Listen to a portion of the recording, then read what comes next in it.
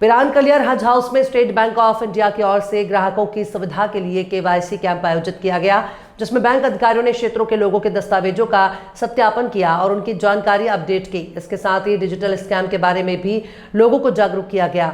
इस दौरान आरबीआई के सहायक महाप्रबंधक धीरज कुमार अरोड़ा ने बताया कि यह कदम ग्राहकों के समय और मेहनत की बचत के साथ साथ बैंकिंग सेवाओं के अधिक पारदर्शी और सुरक्षित बना रहे हैं। इस दौरान एसबीआई हरिद्वार के क्षेत्रीय महाप्रबंधक राजेश कुमार शाह, दिनेश कुमार गुप्ता, गजेंद्र सिंह हाकी, रेणु चुंग, नीलिमा बिष्ट, अनु देवेंद्र सिंह कुबर, दीपक नेगी, कासिम खान, हारून पप्पू, माजिद फरहा आदि उपस्थित रहे। ये कार्यक्रम जिसको हम संतृप्त कैंप कह रहे हैं, शिविर कह रहे हैं, संतृप्ता शिविर, ये भारत शासन द्वारा वित्तीय सेवा विभाग के निर्देश में किया जा रहा है।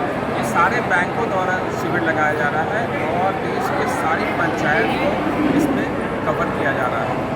इसका मुख्य उद्देश्य है कि जो भी नागरिक हैं जिनका बैंक में खाता है और उनका खाता अगर केवाईसी के लिए ड्यू हो गया है, 10 साल हो गए हैं, तो उनका केवाईसी किया जाए।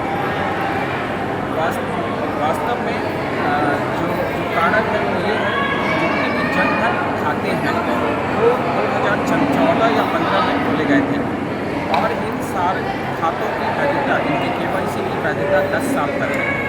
तो ये सारे खाते 2024 और 25 में 10 साल होल्ड कर रहे हैं, इनकी केवाईसी ड्यू हो गई। अगर हम केवाईसी नहीं करते हैं तो ये खाते निष्क्रिय हो जाएंगे। हमारे नागरिक इन खातों का में लेन देन नहीं कर पाएंगे, क्योंकि डायरेक्ट बेनिफिट ट्रांसफ़र या शासन की तरफ से जो सहयोग राशि आती है वो आ तो जाएगी, लेकिन उसको निकाल नहीं पाएंगे। तो इसके लिए आवश्यक है कि इन सारे खातों का केवाईसी किया जाए और ये संख्या बहुत अधिक है पूरे देश में। इसलिए भारत शासन ने ये निर्देश दिया है कि बैंक सभी ग्राम पंचायतों में जाए, अपने कैंप करें और ज़्यादा से ज़्यादा लोगों का केवाईसी करें। उसी संदर्भ में हमने आज इस ग्राम पंचायत में केवाईसी किया। सर अभी एक सवाल नहीं, केवाईसी विभिन्न तरीक़ों से किया जा सकता है। एक केवाईसी करने का तरीका है जिसमें अंगूठा लगाना पड़ता है हमारे डिवाइस पे, और यहाँ पे हमारे जो ग्राहक सेवा केंद्र के साथी हैं वो ये कर रहे हैं। लेकिन अगर आप अंगूठा नहीं लगा पा रहे हैं, बुजुर्ग हो गए हैं, उनके अंगूठे की निशान सही ढंग से नहीं आ रही है, तो उनको तकलीफ हो सकती है। उस केस में उसके बाद अगर ये इस तरह की तकलीफ आ रही है तो हमारे शाखा में संपर्क करते हैं। शाखा में आने के बाद वो अंगूठा लगाने की ज़रूरत नहीं होगी, हम वो सिस्टम में डायरेक्टली उनका केवाईसी किया जा सकता है।